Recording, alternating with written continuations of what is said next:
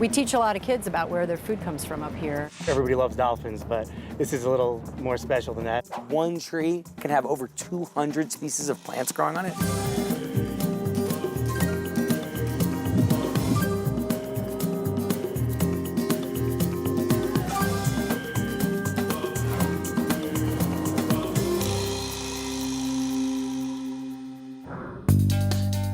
Welcome to Save My Planet. I'm Stephen Brooks. Water might just be our most precious natural resource. Without it, we couldn't survive. That's why it's so important to do everything we can to preserve it. Here in the cloud forests of Costa Rica, nature has its own way of holding on to water, especially rainwater. But as we cover our cities with asphalt and concrete, that becomes harder and harder to do. Fortunately, there are some innovative and amazing building techniques that can help us conserve water while still keeping us dry.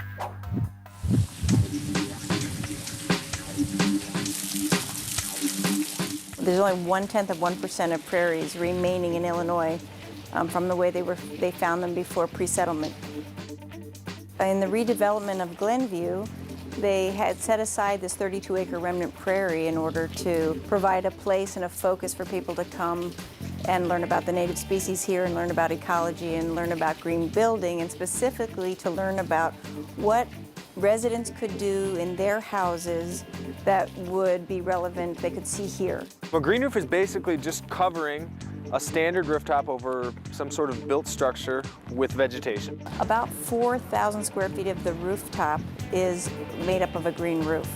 And the green roof has so many benefits. The first would be stormwater management. It's raining right now. If you're in an urban environment, anything that hits any rooftop, any roadway, any parking lot is all going to get washed into a sewer system, and an engineer had to figure out how to get rid of all that.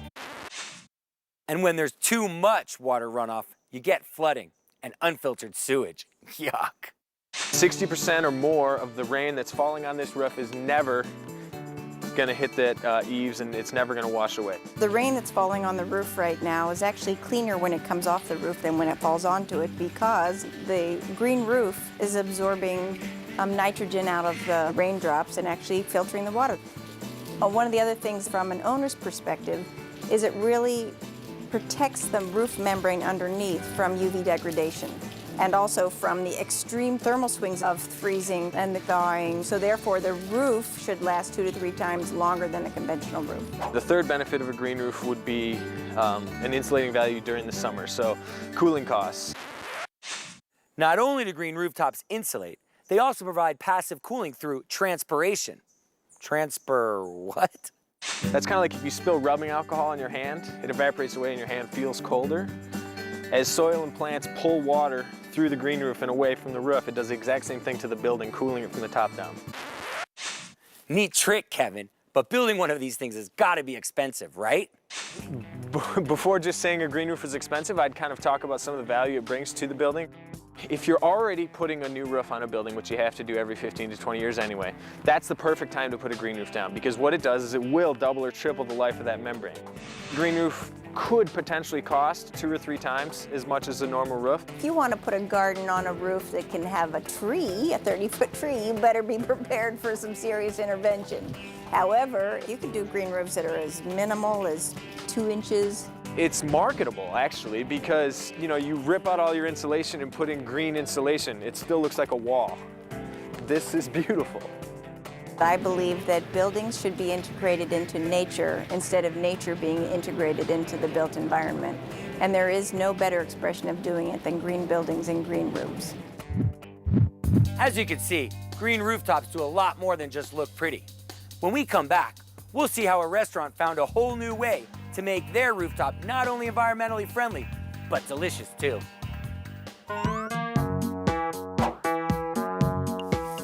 Water is fast becoming a scarce commodity, but there are a few simple ways you can help save it every day. Turn the water off when you're standing there brushing your teeth. Turning off the tap in the morning and at bedtime can save up to 8 gallons of water per day. And try to avoid taking too many baths. Short showers are a smart way to help keep that precious water from flowing down the drain. Welcome back to Save My Planet. Just like the cloud forest of Monteverde in Costa Rica, green rooftops do an amazing job of handling and conserving rainwater runoff. But these rooftop gardens can do a whole lot more.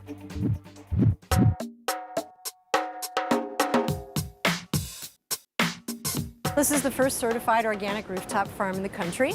It's on top of my restaurant called Uncommon Ground.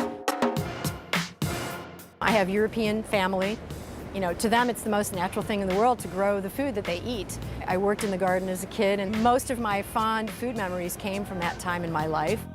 When we were actually looking at this building and deciding to buy the building, and we came to examine the condition of the roof, it was a sunny day in February, and as my head cleared the roof line and I saw this enormous, wide open, sunny space, the first thing that popped into my head was a red ripe tomato. Wait a second. How do you just plop a farm down on your roof? If you have an existing building, you're going to put a green roof on it. You have to make sure you have a sufficient structure. If you're doing a new roof design, there's a tiny little premium for the additional structure, but it really washes out. Probably have over 6 tons of weight up here, including the soil, the planter boxes, the solar panels. I have 4 beehives. It's a completely different growing zone than trying to plant food in the soil on the earth. We're experimenting with all manner of vegetables right now. Obviously, tomatoes is going to be our primary crop, but there's squash, pumpkins. We're also focusing on heirlooms. Heirlooms are plants that were first grown before modern crossbreeding. They reproduce naturally and help maintain biodiversity. We think that by searching through heirlooms, we'll find certain varieties that really enjoy this climate and will allow us to produce a lot of food. Everything that we grow up here will eventually show up on a plate in one of our 2 restaurants. As a chef, obviously, one of our goals is always to try to get the freshest produce or products that we can. I think our customers love it. And, you know, I think they really enjoy coming here because of our commitment to producing our own.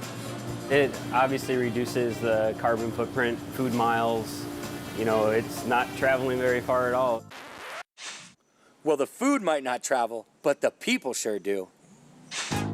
We really try to use this farm as a form of education and awareness.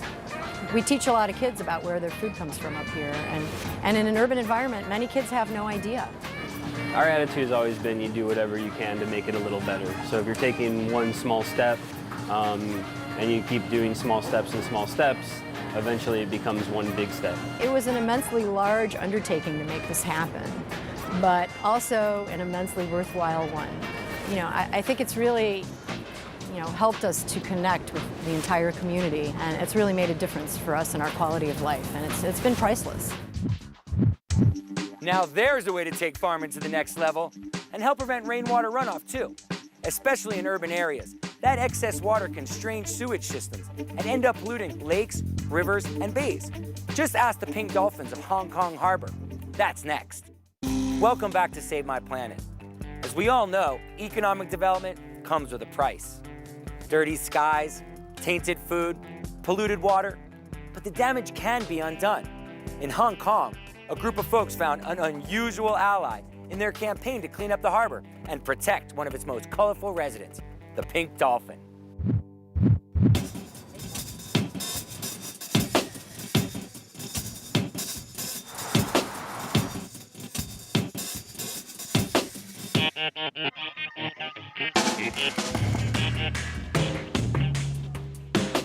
Any dolphin gets tourists out. Everybody loves dolphins, but this is a little more special than that, obviously, because they're pink. And that really blows people away that there are pink dolphins here with factories and power stations and an airport sitting there, and we've got this amazing species, and you know, I think it makes some people angry actually, because you know, we're not doing an awful lot to protect them. This brackish estuarine water is ideal for Indo-Pacific humpbacks. They're always found near a major river mouth. These waters are viable for them to rear their calves in, so it's not as easy for these dolphins to just get up and move. And it's the rivers and harbor that are bearing the brunt of Hong Kong's rapid expansion. I mean, to be honest, the developers run Hong Kong, so there's no concept of what you are doing to the environment. The new airport on Lantau Island reclaimed prime dolphin habitat. There's a power station right behind us here. A lot of raw, semi-processed sewage is dumped into the waters here. We only treat about 30% of our sewage in Hong Kong, and the other 400,000 cubic meters every day gets dumped into the sea. That's over 4,000 truckloads. Putting an economic value on something in Hong Kong tends to work more than saying dolphins are cute or cuddly or intelligent. If you look at Australia, Vancouver, Cape Cod, whale and dolphin watching is big business. To help raise awareness about the plight of Hong Kong Harbor and earn money for their cause, Dolphin Watch partnered up with the dolphins. We get a lot of Western people, both tourists and expats who live here, and lots of Japanese tourists, and some local people. The biology is talked about to all the guests on board. It's a species always found in a major river mouth, which in this case is the Pearl River. There's also lots of questions that come back. What's the average lifespan of a dolphin in this water compared to the more healthier waters? Yeah, they should live 30 or 40 years. We follow the code of conduct, which is set up by Agriculture and Fisheries. There is a certain distance we have to keep from the animals. We have to run parallel with the animals, and there is no intercepting or crossing over the path of the animals. Once you spot a dolphin within about 100 meters, you've just got to sit and wait and let them decide. You'd expect to see them in a more tropical environment, less smokestacks, less smog, less debris.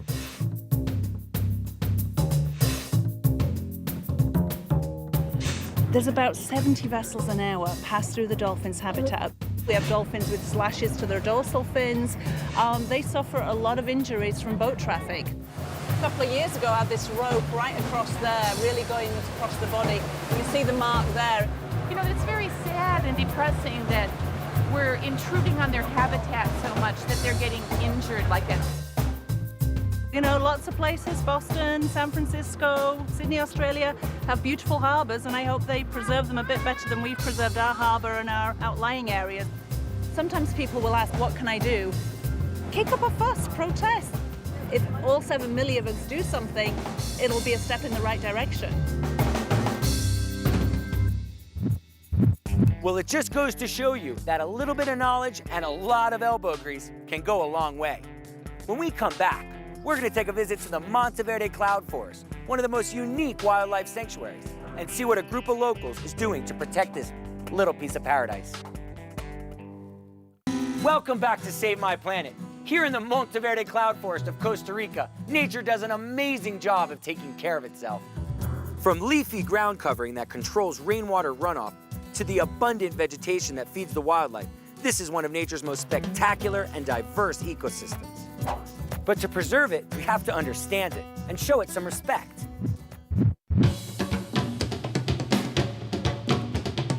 So I'm here with my friends Luis and Chico, and we're here in the Monteverde Cloud Forest. Really, really beautiful. So tell me, guys, tell me a little bit about the Cloud Forest. We're on the top of the continental divide, where the trade winds blow in from the Caribbean, and it blow warm air up to the mountains. And so all these warm, humid air, as it breaks into the divide, as it cools off, it condenses and forms in a cloud. A great percentage of the plants are growing on the trees because there's so much competition for light. So there's a crazy number of bromeliads, orchids, mosses, ferns, lichens. And they're all getting up in there, fighting their way, trying to struggle for the light. That's so cool. So Luis, tell me about this fig tree back here. It's a nice one. It's our big old friend, the strangler fig tree, which is an epiphyte. Epiphytes most of the time grow from the top down. A bird or bat, a monkey will leave some kind of seed on top of the tree, and then it will start sending roots down, start covering the whole tree. The whole tree will at some point start growing towards the sides, and it will pretty much kill itself. Some of these trees carry over 200 species of plants. Did you hear that? This one tree can have over 200 species of plants growing on it. Can I get that? One tree, 200 species? One tree, 200 species, yeah. If not more. Yeah. So much necessity to have all of these different species to make this all work. You know, if you think about like the cutting of the forest and the clearing of areas, you start losing a few species, and that kind of is like a chain reaction that affects everything, it seems like.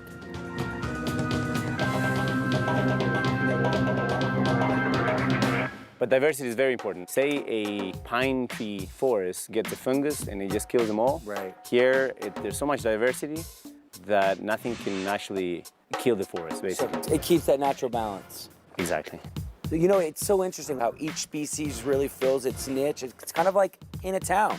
You know, everybody starts filling it. Well, you got a plumber, and then you have somebody that becomes, you know, the supermarket owner, and then some, you know, so it's like all of these different species, you know, fill their different niches to make the whole place function. And if one goes away, you know, something else has to come in there and fill it.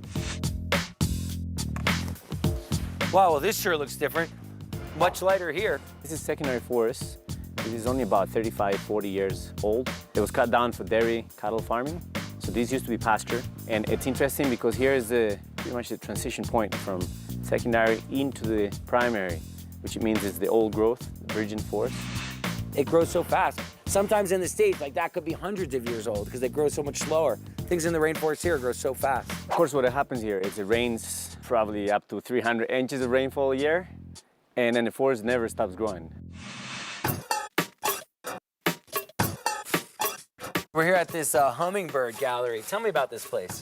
This is a wonderful place, especially the great thing about it is it's very educational. People come from all over the world to see hummingbirds here. There is about 8 or 9 species here. Costa Rica, there's like 52. And as you can see, they're just amazing little jets that fly in all directions. Normally you just see them zip by. I mean, here you actually really get to look at them. We spotted a snake around here earlier, and let me see, it should be around here. Oh, look, there it is. And is that snake dangerous? Yeah, it is very venomous. Wow. The common name is a side-striped palm pit viper. Wow. Scientific name is Botriechis lateralis. Scientific name. How do you know this, Luis? How old are you? I'm 16, well, how do I know this? I grew up I got raised in the cloud forest school. Like part of the focus of the school is like you learn English, Spanish, and your normal subjects, but it has a focus on environmental education. Totally, and thanks to them, here I am.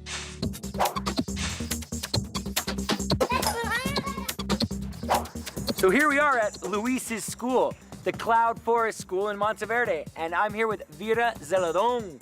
Qué gusto verte, doña Vera. Gracias, igualmente. What inspired you to start this school? This school started around 18 years ago. The boom of the tourism got here too quick. It was hard to find teachers, to find managers for our businesses. So this was like the big opportunity to make our own school. Vera is also the owner of the Hotel Belmar in Monteverde. We built like 3, 4 different classrooms with the parents all working together, and some of us were teachers, some were workers doing the carpenting, and it was great. 18 divided by 6 is 3. Yes.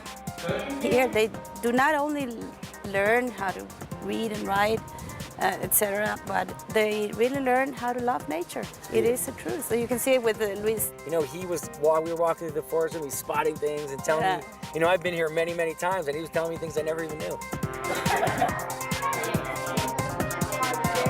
Tell me, who goes to this school?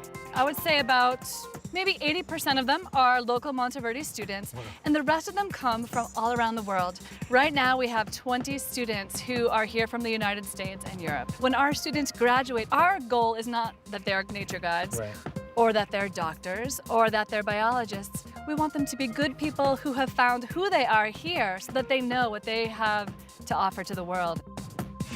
I'm here with Milton Brenes, who's the environmental educator here at the Cloud Forest School, and he's teaching them a lot of things. Entonces, Don Milton, qué gusto conocerte, hermano. So tell me, Milton, what kind of things are you teaching the students here? La importancia de la raíz, la semilla en sí. So he's saying that it's really important for students to understand species, understand their roots, understand the seed, and understand their leaves and all of the importance. Luis, you realize you are so lucky to have a teacher like Milton that's so knowledgeable, obviously, but passionate about what he's doing, and it feels like he's really inspired you. Indeed, yeah, that's very true. All of his knowledge together with all his experiences are passed on to me, so I can pass it on to other people with my experiences itself, and all that generates change. Change, yeah. Yeah. El futuro de nuestros países son nuestros jóvenes. Yeah. He's saying that the future of our country are our children. And students like Luis, you know, it's like passing the baton to the people that are going to be, you know, basically managing our planet. I feel really inspired. What an amazing place. Imagine what it would be like if this were your backyard. Well, the people who live here know how beautiful this place is, and they know the importance of protecting it. With the help of the Cloud Forest School, there's a good chance it'll be here for generations to come. I'm Stephen Brooks. See you next time. You got to save my planet. You got to save it now. Here in Monteverde, you can see they know how. You got to save my planet. You got to save it now. Here in Monteverde, you can see they know how. Yeah, you can see they know how.